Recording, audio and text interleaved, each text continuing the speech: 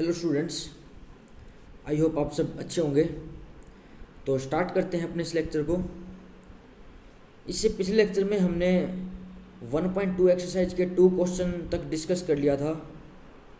इस लेक्चर में हम थर्ड क्वेश्चन से स्टार्ट करेंगे।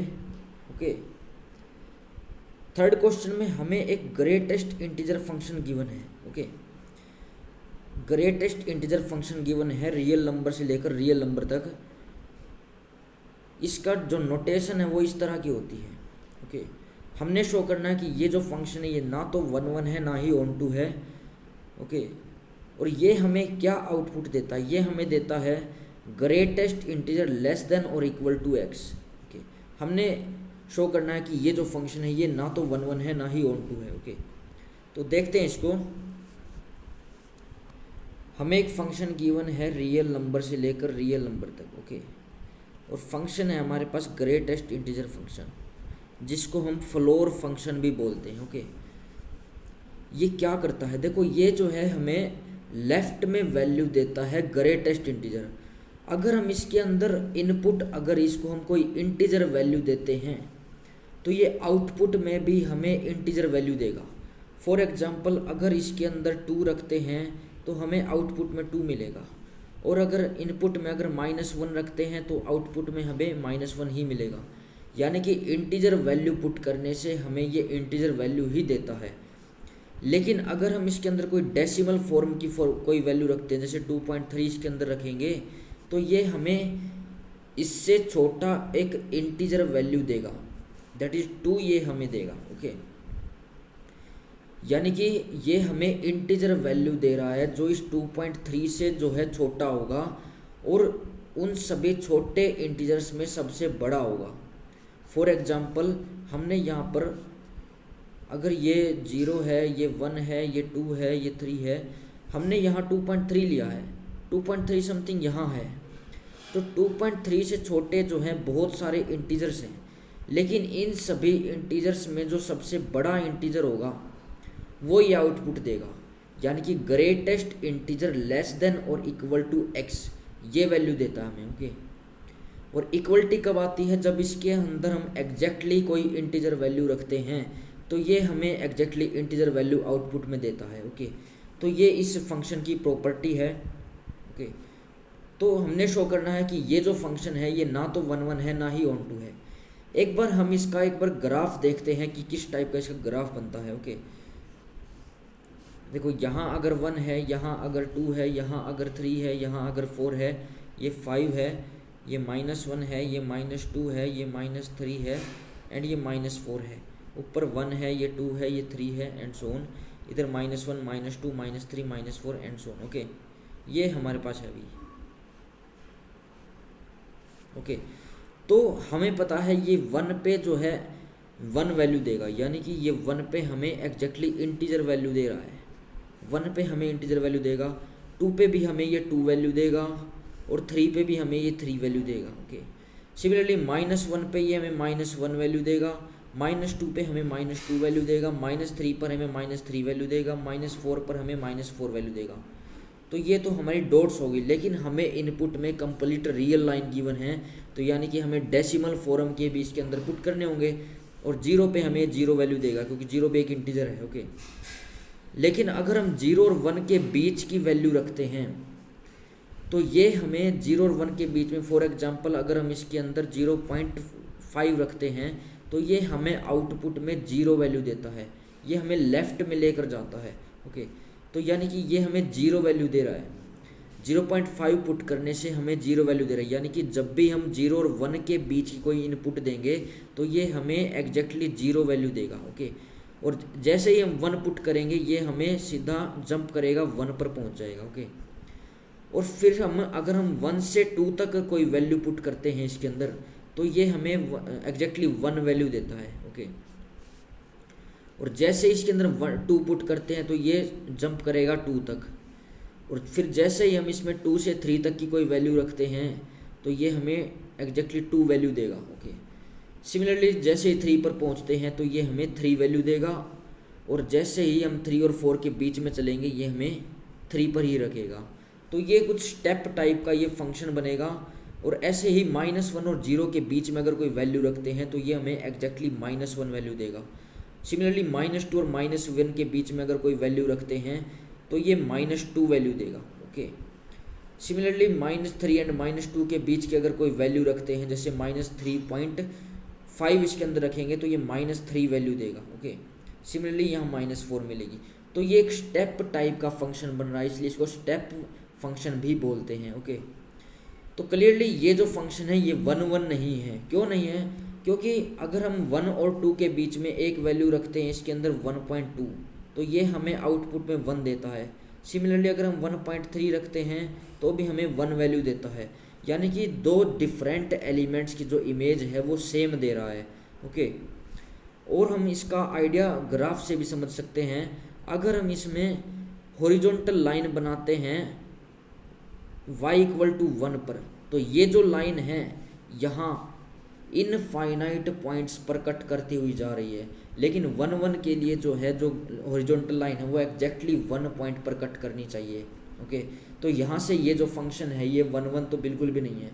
और ऑनटूनेस के लिए जो हॉरिजॉन्टल लाइन होती है, एवरी जो हॉरिजॉन्टल लाइन है कोडोमेन से अगर ड्रॉ की गई है वो एटलीस्ट 1 पॉइंट पर ग्राफ को कट करनी चाहिए। लेकिन अगर मैं एक हॉरिजॉन्टल लाइन ऐसे ड्रॉ करूँ तो ये जो हॉरिजॉन्टल लाइन है ये ग्राफ को तो कहीं भी कट नहीं कर रही। सिमिलरली ये जो लाइन है ये भी ग्राफ को कहीं कट नहीं कर रही है। सिमिलरली यहाँ नीचे अगर लाइन ड्रॉ करें तो ये भी लाइन ग्राफ को कहीं कट नहीं कर रही है। यानी कि ये जो हमें आउटपुट में देता है, ग्रेटेस्ट इंटीजर जो हमें आउटपुट देता है वो हमें इंटीजर वैल्यू देता है ओनली।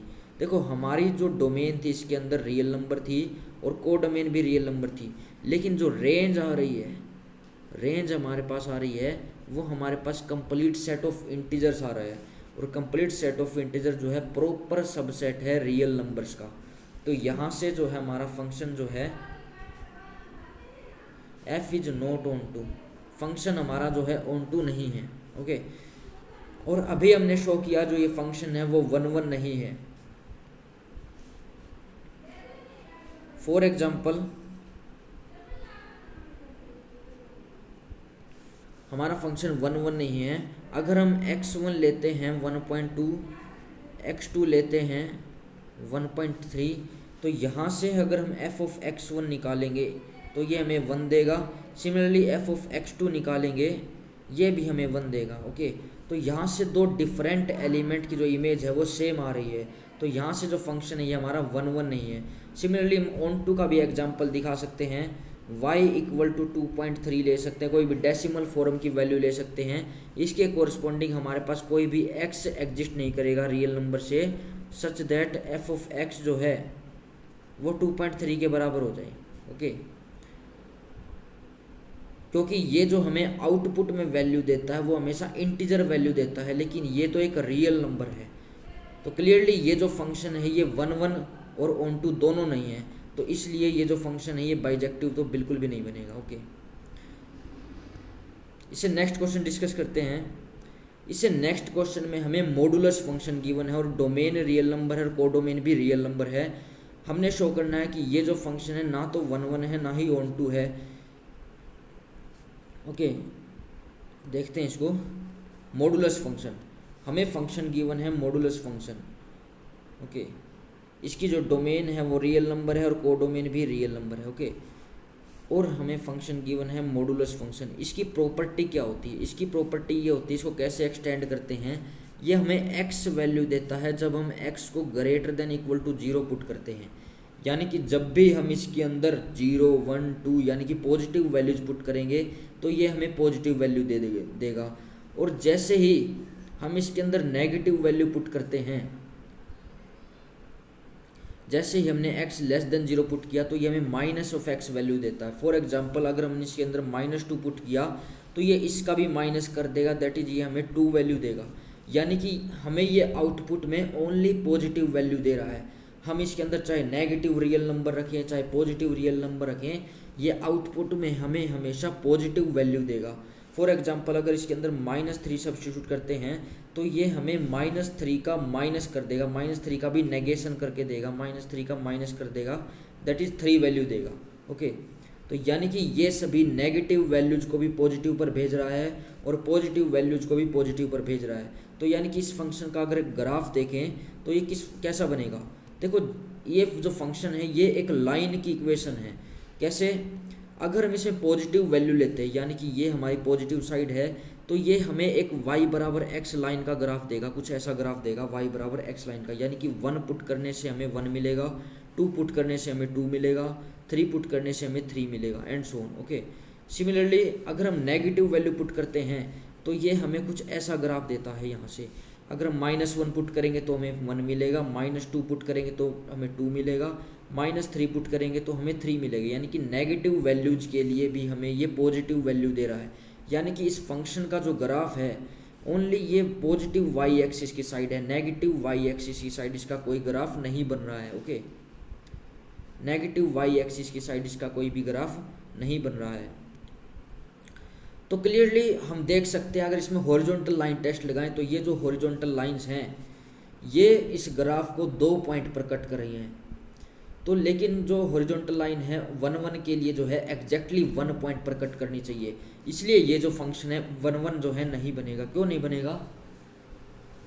क्योंकि -1 के कोरस्पॉन्डिंग f ऑफ -1 अगर निकालें तो ये मोड ऑफ -1 कर देगा, दैट इज हमें 1 वैल्यू देगा। सिमिलरली f ऑफ 1 निकालेंगे तो ये मोड ऑफ 1 कर देगा, दैट इज हमें 1 वैल्यू देगा। यानी कि नेगेटिव वैल्यू पुट करने से भी हमें 1 मिल रहा है, पॉजिटिव वैल्यू 1 पुट करने से हमें 1 मिल रहा है। यानी कि 2 डिफरेंट एलिमेंट की जो इमेज है -1 जो है 1 के बराबर नहीं है, बट इनकी जो इमेज है वो सेम आ रही है। ओके, तो यहाँ से क्या इम्प्लीकेशन आ रही है कि फंक्शन जो है हमारा 1 1 नहीं है, नॉट 1 1, फंक्शन हमारा मैनी टू वन फंक्शन बन रहा है। ओके, सिमिलरली अगर इसकी ऑन टू नेस चेक करते हैं तो हमारी जो कोडोमेन है वो कंप्लीट रियल लाइन है। तो यानी कि ये अगर हम हॉरिजॉन्टल लाइन यहाँ बनाते हैं, नेगेटिव साइड बनाते हैं, तो ये जो हॉरिजॉन्टल लाइन है इस ग्राफ को कहीं भी कट नहीं कर रही है। लेकिन ऑन टू नेस के लिए क्या चाहिए कि ग्राफ को जो है हॉरिजॉन्टल लाइन एटलीस्ट 1 पॉइंट पर कट करनी चाहिए। तो हम यहाँ से बोल सकते हैं, हम यहाँ पर नेगेटिव वैल्यू ले सकते हैं। फॉर एग्जाम्पल अगर y को ले -1 ले तो इसके कोरस्पॉन्डिंग हमारे पास कोई भी x एग्जिस्ट नहीं करेगा रियल नंबर से, सच दैट जिसकी जो इमेज है वो -1 के बराबर आ जाए। और हम यहाँ पे y की वैल्यू -2 भी ले सकते हैं, -3 भी ले सकते हैं, इसके कोरस्पॉन्डिंग हमें कोई भी x नहीं मिलेगा जिसकी इमेज जो है ये -1 आ जाए। यानी कि हमें ये आउटपुट में ओनली पॉजिटिव वैल्यूज दे रहा है, नेगेटिव वैल्यूज जो है वो लेफ्ट हो रही हैं जिसकी कोई प्री इमेज नहीं है डोमेन के अंदर। तो यहाँ से जो हमारा फंक्शन है f is not onto, तो फंक्शन जो है हमारा ना तो 1 1 है ना ही ऑन टू है, नॉट ऑन टू। ओके, इसे नेक्स्ट क्वेश्चन डिस्कस करते हैं। इसे नेक्स्ट क्वेश्चन में हमें 2 फाइनाइट सेट गिवन है, नहीं, इसे नेक्स्ट क्वेश्चन में हमें एक सिग्नम फंक्शन गिवन है। 5th क्वेश्चन में सिग्नम फंक्शन हमने शो करना है कि ये जो फंक्शन है ये भी ना तो 1 1 फंक्शन है ना ही ऑन टू फंक्शन है। देखो इसमें हमें क्या गिवन है, ये हमें फंक्शन में हमें डोमेन गिवन है रियल नंबर, कोडोमेन भी हमें रियल नंबर गिवन है, और हमें फंक्शन किस तरह से डिफाइन किया गया है, ये हमें फंक्शन डिफाइन किया गया है। ये जो है 1 वैल्यू लेगा जब हम x को पॉजिटिव पुट करेंगे, और 0 वैल्यू लेगा जब हम x को एग्जैक्टली 0 पुट करेंगे, और नेगेटिव वैल्यू लेगा -1 लेगा जब हम x को लेस देन 0 पुट करेंगे। यानी कि इस फंक्शन का अगर ग्राफ अच्छे से ऑब्जर्व करें तो जब भी हम इसमें पॉजिटिव साइड की कोई वैल्यू रखेंगे तो ये हमेशा ये स्ट्रेट लाइन बनाएगा, ये 1 लाइन बनाएगा ओनली। फॉर एग्जांपल हम इसको ग्रीन लाइन से, अगर ग्रीन कलर से इसको डिनोट करें तो ये इसका ग्राफ होगा। यानी कि 1 पे जो पॉजिटिव साइड की जितनी भी इसमें इनपुट हैं सभी पे ये 1 वैल्यू ले रहा है, और जो नेगेटिव साइड है उसमें भी ये -1 वैल्यू लेगा ओनली, ये -1 है, ये 1 है। ओके, और 0 पे ये एग्जैक्टली 0 वैल्यू ले रहा है, तो ये इसका ग्राफ बनेगा। तो यानी कि हम ये देख पा रहे हैं कि ये जो है इनफाइनाइट वैल्यूज के लिए ओनली 1 वैल्यू ले रहा है। यानी कि ये सभी पॉजिटिव वैल्यूज के लिए 1 वैल्यू दे रहा है। यानी कि चाहे हम इसमें 1 पुट कर ले तो भी 1 मिलेगा, 2 पुट कर ले तो भी 1 मिलेगा, 3 पुट कर ले तो भी 1 मिलेगा। यानी कि ये इनफाइनाइट वैल्यूज को जो है ओनली सिंगल एलिमेंट 1 पर मैप कर रहा है। तो यानी कि डिफरेंट एलिमेंट्स की जो है डिफरेंट सेम इमेज आ रही है। ओके, तो यहाँ से जो फंक्शन है वो नॉट 1 1 है, फंक्शन जो है वन वन नहीं है। क्यों नहीं है? क्योंकि एफ ऑफ वन पुट किया तो भी वन मिल रहा है, एफ ऑफ टू पुट किया तो भी वन मिल रहा है, एफ ऑफ थ्री पुट किया तो भी वन मिल रहा है, एंड सो ऑन। तो डिफरेंट एलिमेंट्स हमने एज्यूम किया, लेकिन उनकी इमेज जो है ओनली सेम आ रही है। सिमिलरली ये जो फंक्शन है ऑन टू भी नहीं है। ऑन टू नेस का हमें पता है कि जो अगर हम हॉरिजॉन्टल लाइन ड्रॉ करें तो वो कम से कम एक पॉइंट पर कट करनी चाहिए, और हमें जो इसकी कोडोमेन गिवन है वो कंप्लीट रियल लाइन गिवन है, यानी कि हम इसकी हॉरिजॉन्टल लाइन कहीं भी ड्रॉ कर सकते हैं। तो यानी कि अगर हम यहाँ ड्रॉ करें तो यहाँ तो ये जो हॉरिजॉन्टल लाइंस हैं कहीं भी इस ग्रीन वाले ग्राफ को टच नहीं कर रही हैं। ओके, तो यानी कि ये हमें जो है बहुत सारे पॉइंट्स है कोडोमेन के अंदर जिसकी कोई परी इमेज नहीं मिल रही है। हमें ओनली इसकी जो रेंज सेट है, हमें इसमें जो रेंज सेट है वो ओनली ये मिल रहा है। हमें इसका जो रेंज सेट है वो हमें क्या मिल रहा है? ओनली -1 मिल रहा है, 0 मिल रहा है, 1 मिल रहा है। रेंज के अंदर ओनली ये आ रहे हैं, ओनली ये पॉइंट है। तो ये तो प्रॉपर सबसेट है कंप्लीट रियल का। बहुत सारे इनफाइनाइट पॉइंट ऐसे बच गए जो इस रेंज के अंदर नहीं आ रहे हैं। और अगर पिछले क्वेश्चन की अगर रेंज देखें जिसमें मैंने मॉडुलस फंक्शन डिस्कस किया था, तो उसकी रेंज क्या आ रही है? उसकी रेंज देखो पॉजिटिव साइड आ रही है। इसकी रेंज क्या होगी? 0 इसके अंदर इंक्लूडेड है और पॉजिटिव साइड जा रहा है, तो ये इसकी रेंज ये होगी। और ये प्रॉपरली कंटेन करता है कंप्लीट रियल के अंदर। क्यों? क्योंकि इसके अंदर नेगेटिव वाले तो पॉइंट है ही नहीं इसकी रेंज के अंदर। ओके, तो यानी कि क्लियरली ये जो फंक्शन हमने डिस्कस किया है ये भी फंक्शन जो है ऑन टू नहीं है। ओके,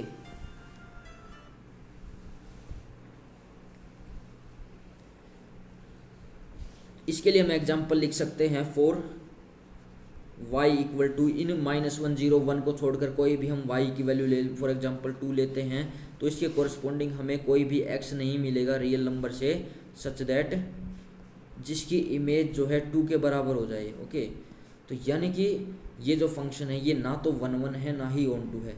इसे नेक्स्ट क्वेश्चन डिस्कस करते हैं, 6th क्वेश्चन। इसमें हमें एक फाइनाइट सेट गिवन है A जिसके अंदर एलिमेंट्स है 1 2 3 एंड B सेट गिवन है 4 5 6 7।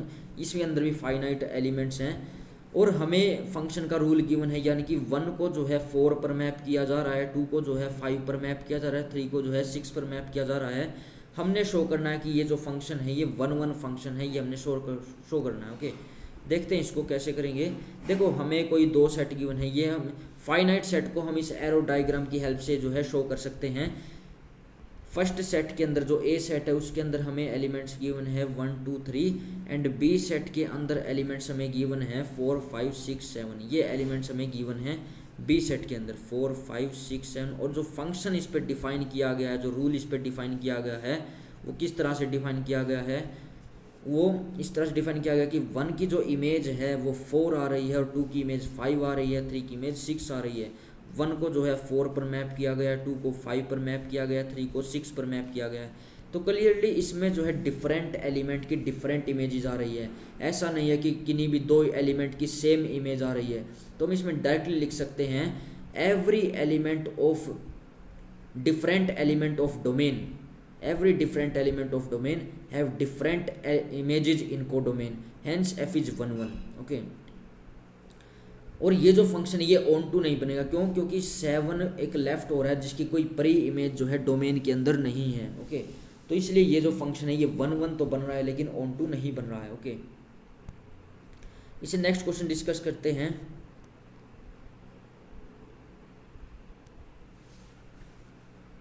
इसे नेक्स्ट क्वेश्चन में हमने चेक करना है कि ये जो फॉलोइंग फंक्शंस हैं ये 1 1 बनेंगे, ऑन टू बनेंगे। हमने जस्ट चेक करना है। फर्स्ट फंक्शन हमें गिवन है जिसमें रियल नंबर से लेकर रियल नंबर तक डिफाइन किया गया है और फंक्शन कैसा है 3 - 4x। देखो आपको बताया था जो भी लीनियर फंक्शन होता है ये एक लीनियर फंक्शन है क्योंकि x की पावर 1 है इसके अंदर।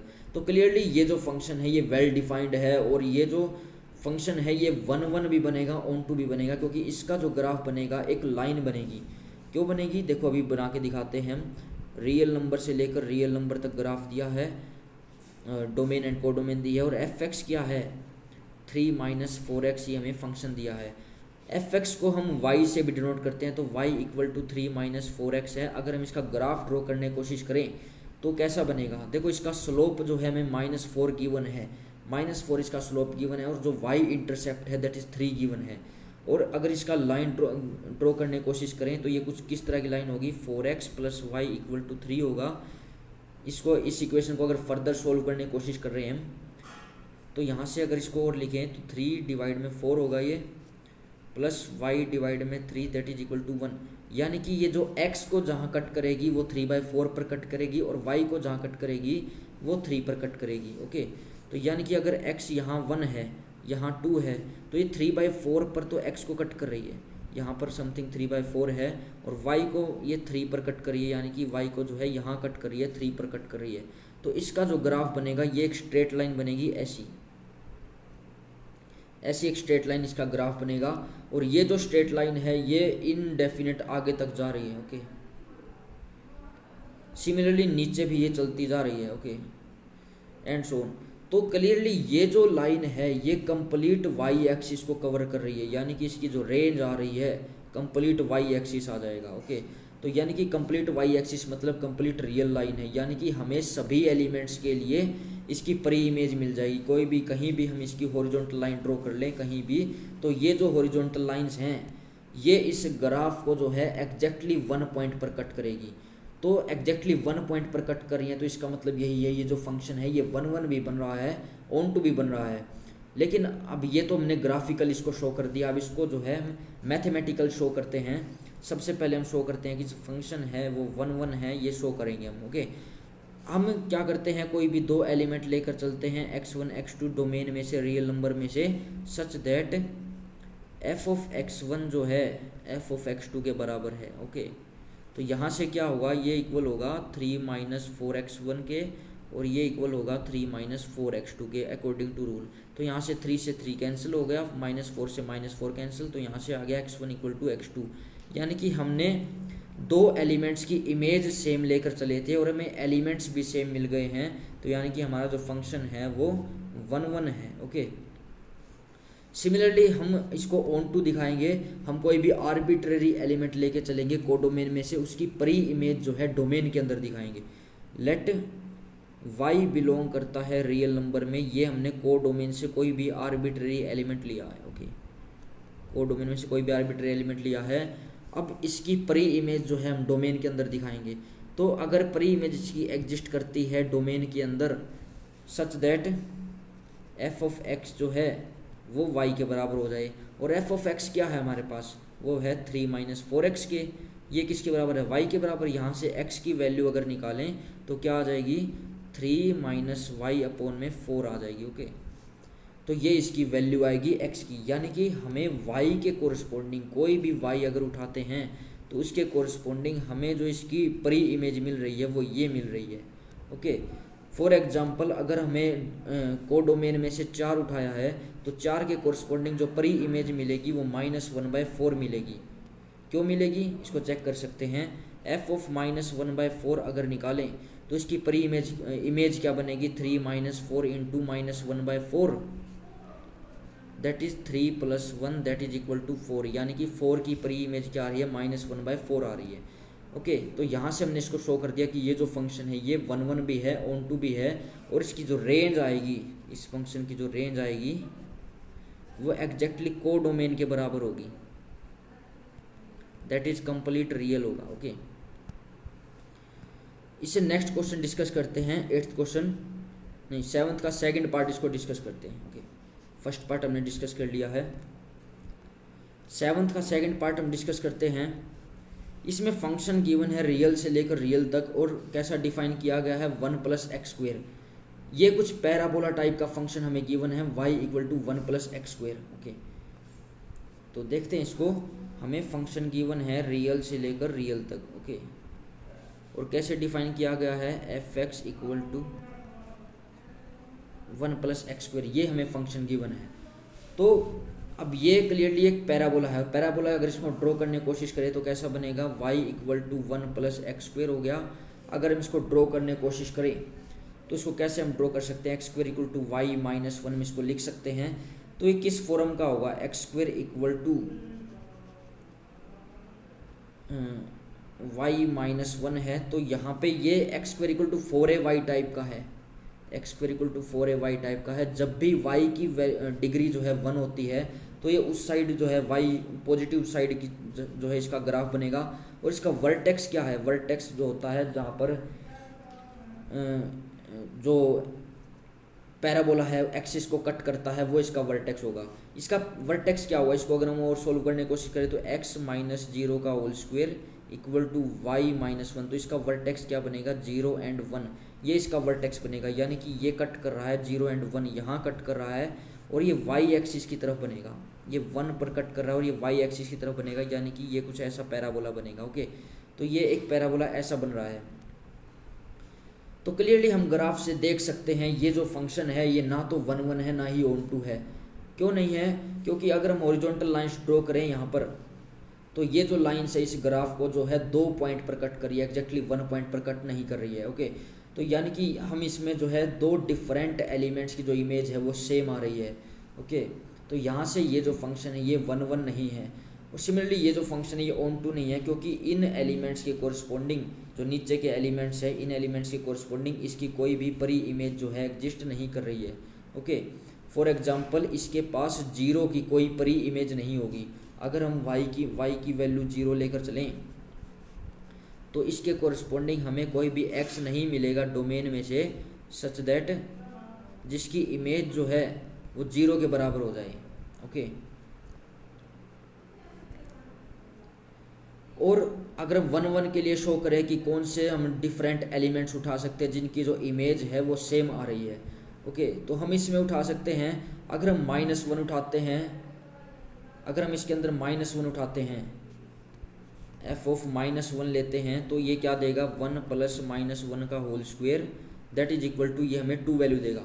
सिमिलरली f ऑफ 1 उठाते हैं तो ये भी हमें 2 वैल्यू देगा, 1 प्लस 1 का होल स्क्वायर दैट इज 2 देगा। यानी कि 2 डिफरेंट एलिमेंट्स -1 जो है 1 के बराबर नहीं है, लेकिन इनकी जो इमेज है वो बिल्कुल सेम आ रही है।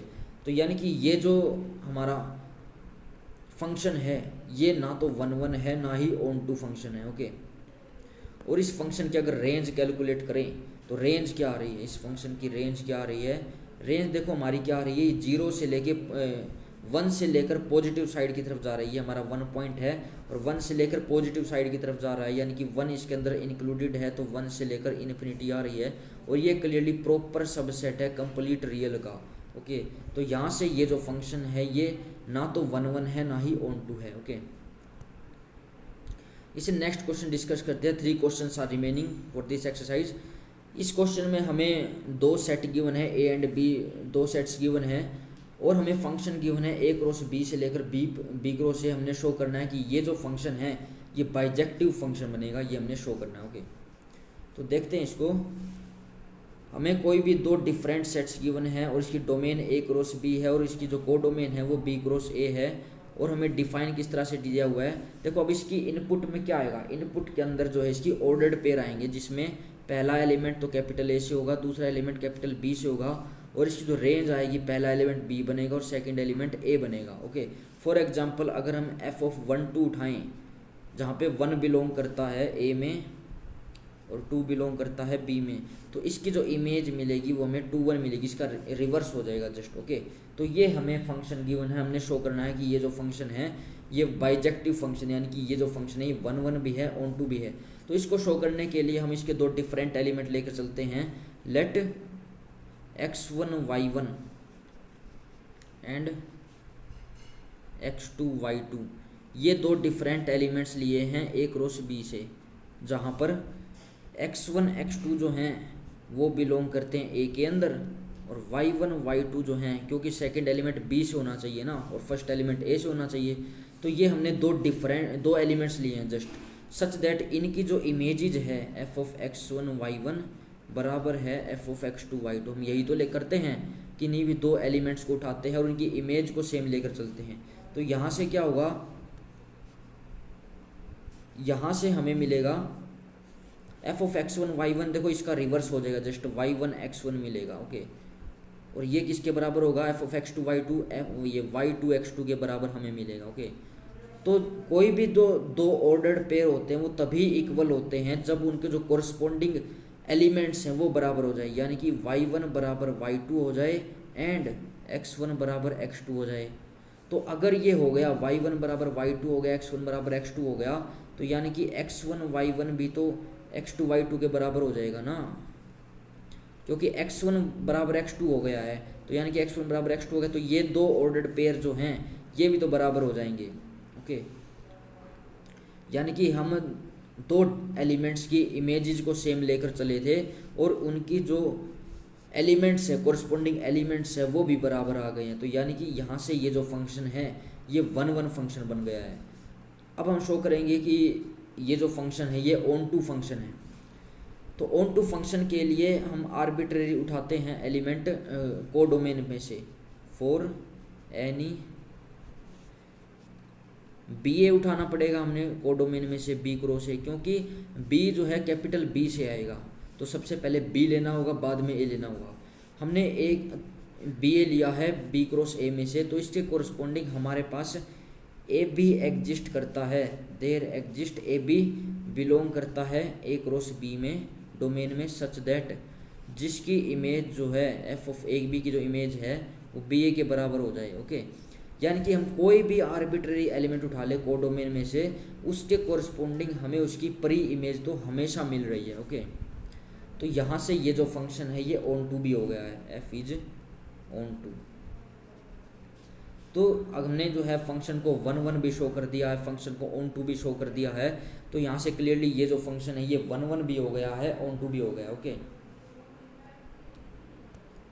इसे नेक्स्ट क्वेश्चन डिस्कस करते हैं।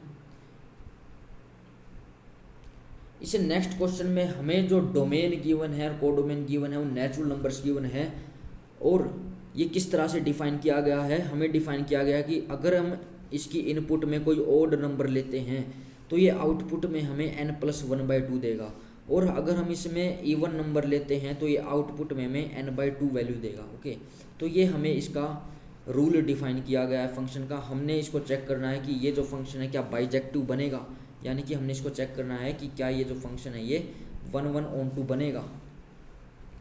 तो हमें जो फंक्शन गिवन है वो नेचुरल नंबर से लेकर नेचुरल नंबर तक हमें जो है इसका फंक्शन गिवन है, और फंक्शन किस तरह से गिवन है, f of n equal to n+1/2 होगा जब n जो है वो ओड नंबर होगा, और n/2 होगा जब n जो है हम इवन नंबर लेंगे। ओके, यानी कि इसका एग्जांपल अगर कंसीडर करें, अगर इसके अंदर एफ ऑफ 1 पुट करते हैं यानी कि 1 ओड नंबर है, तो यानी कि हम इसमें पुट करेंगे दैट इज 1+1/2 वैल्यू देगा, दैट इज हमें 1 वैल्यू देगा। सिमिलरली अगर इसके अंदर एफ ऑफ 2 वैल्यू पुट करते हैं, 2 एक इवन नंबर है, तो यानी कि हम इसमें पुट करेंगे दैट इज 2/2, दैट इज हमें 1 वैल्यू देगा। तो इस एग्जांपल से हम देख पा रहे हैं कि हमने दो डिफरेंट एलिमेंट्स लिए थे, 1 जो है 2 के बराबर नहीं है, बट इनकी जो इमेजेज है वो बिल्कुल सेम आ रही है, यानी कि दो डिफरेंट एलिमेंट की जो इमेज है वो सेम आ रही है। तो क्लियरली यहाँ से इम्प्लीकेशन हो रही है कि जो फंक्शन है हमारा एफ इज नॉट 1 1 नहीं है। ओके, फंक्शन जो हमारा 1 1 नहीं है, तो अगर 1 1 फंक्शन नहीं है तो बाइजेक्टिव भी नहीं बनेगा। ओके, 1 1 फंक्शन नहीं है तो ये बाइजेक्टिव भी नहीं बनेगा। ओके, लेकिन ये जो है हर एक एलिमेंट की जो है प्री इमेज इसमें ज़रूर एग्जिस्ट कर रही है, क्योंकि हम कोई भी आर्बिट्ररी एलिमेंट अगर कोडोमेन में से उठाएं, नेचुरल नंबर में से उठाएं कोई भी आर्बिट्ररी एलिमेंट, ओके, तो इसके कोरस्पोंडिंग हमें जो है एक 2k-1 ओड नंबर मिलता है और एक 2k इवन नंबर मिलता है, जिसकी ये दो जो है इस k एलिमेंट की जो है प्री इमेज आ रही है। ओके, यानी कि किसी भी नेचुरल नंबर कोडोमेन में से उठाएं उसकी जो है दो प्री इमेज हमेशा मिलेगी। फॉर एग्जांपल अगर हम 7 कोई नेचुरल नंबर उठाया कोडोमेन में से, तो इसकी जो प्री इमेज आएगी, एक आएगी 2k-1 करने से k की वैल्यू 7 जब इसमें पुट करेंगे तो हमें मिलेगा 13, और एक इसकी प्री इमेज आएगी 14। ओके, क्योंकि 13 की अगर इमेज निकालते हैं तो 13+1/2 होता है, दैट इज 7। सिमिलरली 14 एक इवन नंबर है, 14 की इमेज निकालेंगे तो 14/2 होगा, दैट इज 7। तो यहाँ से ये जो फंक्शन है ये ऑन टू तो बन रहा है, लेकिन 1 1 फंक्शन जो है ये नहीं बन रहा है। तो 1 1 नहीं बन रहा है, तो इसलिए ये जो फंक्शन है ये बाइजेक्टिव फंक्शन भी नहीं बनेगा। ओके, इसे नेक्स्ट क्वेश्चन डिस्कस करते हैं। इसे नेक्स्ट क्वेश्चन में हमें जो इसकी डोमेन का सेट गिवन है उसमें हमें सभी रियल नंबर्स गिवन है, लेकिन उसके अंदर से 3 को बाहर किया गया है। हमें कंप्लीट रियल नंबर्स गिवन हैं लेकिन 3 को बाहर किया है। क्योंकि 3 को क्यों बाहर किया गया, क्योंकि इसकी जो फंक्शन जैसे डिफाइन किया गया उसमें नीचे जो डिनोमिनेटर है वो x-3 है, जिसमें अगर हम x की वैल्यू 3 पुट करें तो 0 हो जाएगा। तो डिनोमिनेटर कभी भी 0 नहीं होना चाहिए, क्योंकि अगर डिनोमिनेटर 0 हो गया तो हमारा फंक्शन जो है डिफाइन नहीं होगा। ओके, तो इसलिए जो है 3 को एक्सक्लूड किया गया है। और इसकी कोडोमेन में से जो है 1 को बाहर किया गया है। इसमें से 1 को क्यों बाहर किया गया इसको बाद में देखेंगे कि ये फंक्शन। अब चेक करते हैं कि ये जो फंक्शन है ये 1 1 ऑन टू बनता है या नहीं बनता है, इसको चेक करते हैं। ओके, तो फंक्शन हमें गिवन है, कंप्लीट रियल गिवन है, उसमें से जो है 3 को बाहर निकाल दिया, यानी कि डोमेन के अंदर 3 नहीं है। और इसकी जो रेंज है कोडोमेन है, कोडोमेन में से उसके अंदर से 1 को बाहर निकाल दिया। ओके, और फंक्शन किस तरह से डिफाइन किया है? फंक्शन डिफाइन किया है x-2 divide x-3। Okay, function हमें डिफाइन किया गया है x-2 डिवाइड में x-3, ये हमें फंक्शन डिफाइन किया गया है। हमने शो करना है कि ये जो फंक्शन है, चेक करना है कि ये जो फंक्शन है ये 1 1 बन रहा है या ऑन टू बन रहा है, हमें चेक करना है जस्ट। ओके, तो क्लियरली 1 1 को चेक करने के लिए हम क्या कर सकते हैं? अगर हम इसका ग्राफ ड्रॉ कर सकते हैं तो इसका ग्राफ ड्रॉ कर लेंगे, अदरवाइज हम जो है जनरल वे में चलेंगे। कोई भी इसके 2 एलिमेंट उठाएंगे, x1 x2 बिलोंग करते हैं डोमेन में से। ओके, कोई भी 2 एलिमेंट उठाए सच दैट इनकी जो इमेजेज है वो सेम आ रही है। f(x1) बराबर f(x2) आ रहा है, यानी कि f(x1) क्या होगा? x1 - 2 डिवाइड में x1 - 3 होगा। यहाँ से क्या होगा? x2 - 2 डिवाइड में x2 - 3 होगा। ओके, यहाँ से अगर क्रॉस मल्टीप्लिकेशन करें, देखो क्रॉस मल्टीप्लिकेशन हम तभी कर सकते हैं जब इनके जो डिनोमिनेटर हैं वो नॉन जीरो हो। तो क्लियरली इनके जो डिनोमिनेटर नॉन जीरो है, क्योंकि x1 x2 जो है 3 के बराबर तो है ही नहीं, क्योंकि डोमेन जो है इसकी 3 के बराबर तो है ही नहीं। ओके, तो इसकी जब क्रॉस मल्टीप्लिकेशन करेंगे तो यहाँ से हमें मिलेगा x1 x2 - 2x2 - 3x1 + 6 equal में x1 x2 - 2x1 - 3x2 + 6। तो 6 से 6 कैंसिल हो गया, x1 x2 से x1 x2 कैंसिल हो गया। और जब यहाँ -2x2 है, उस साइड -3x2 है, जब उस -3x2 को लेफ्ट साइड लेके आएंगे तो यहाँ पे मिलेगा x2, और इस -3x1 को जब राइट साइड लेके जाएंगे तो ये हमें मिलेगा x1, यानी कि x2 बराबर x1 हमें मिल रहा है। तो हम इनकी इमेजेस को सेम लेकर चले थे और इनके एलिमेंट्स भी सेम आ गए, तो यानी कि हमारा जो फंक्शन है वो 1 1 है। Clearly f is 1 1। ओके, अब इसकी जो है ऑन टू नेस चेक करते हैं कि क्या ये जो फंक्शन है ये ऑन टू बन जाएगा। तो इसके लिए हम कोई भी आर्बिट्ररी एलिमेंट लेकर चलते हैं कोडोमेन में से। ओके, तो हम इसके लेके चलते हैं there exist some x belongs to domain such that f(x) = y हो जाए। तो हम उस y के कोरस्पोंडिंग x की वैल्यू निकाल रहे हैं कि किसी भी आर्बिट्ररी के लिए इस y की प्री इमेज मिलेगी या नहीं मिलेगी। तो x - 2 अकॉर्डिंग टू रूल हम इसे पुट करते हैं = y हो गया। तो सिमिलरली इसमें भी हम क्रॉस मल्टीप्लिकेशन करके x की वैल्यू निकालेंगे, दैट इज x - 2 = xy - 3। हमने x की वैल्यू निकालनी है, तो यानी कि x वाले को एक साइड कर लेंगे, x - xy = 2 - 3। x अगर कॉमन ले तो 1 - y = -1, x = 1/y - 1। Okay, I think यही वैल्यू इसकी आनी चाहिए, x - 2 x - 3 that is okay, x - 2 = xy - 3y होगा। सॉरी, यहाँ मिस्टेक हो गई, तो ये 3y है, यहाँ पर 2 - 3y है। ओके,